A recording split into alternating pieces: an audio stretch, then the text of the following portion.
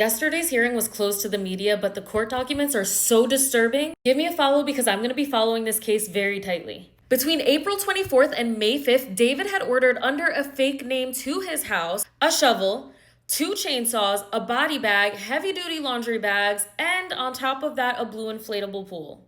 The autopsy reveals that there were blue inflatable pool fragments inside of her body. He took horrifying measures to destroy and discard of her body. He also dismembered her left pinky and her left ring finger because his name was tattooed on that finger and it has not yet been found. Court documents also reveal that her passport was found on January 18th on a highway in Santa Barbara. The documents also state that this all started because Celeste and David were arguing via text message about how unhappy she was in the relationship because of other females and some issues that they were having. He then lured her to his house and literally watched her bleed out. Now, because they're so sure about him watching her bleed out, something tells me that the footage of all of this happening is somewhere on that 40 terabytes of data that they have. Because if you watched my last video, you know that there were 2 really well-known psychics that have both stated that he filmed this as like a pay-per-view, like somebody else was there filming this, which is not far-fetched because David himself has spoken in interviews about how he is obsessed with GORE.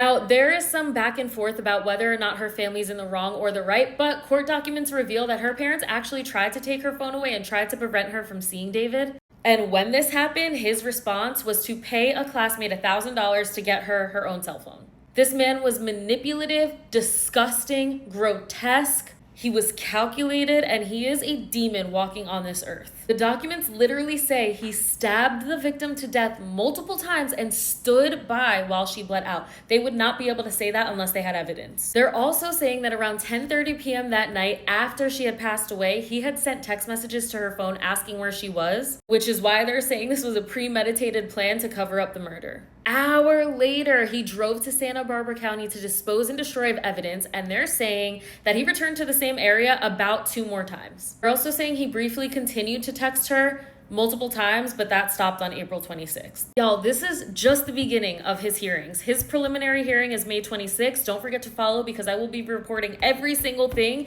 that comes to light. Celeste's family deserves justice, and David deserves to rot in hell.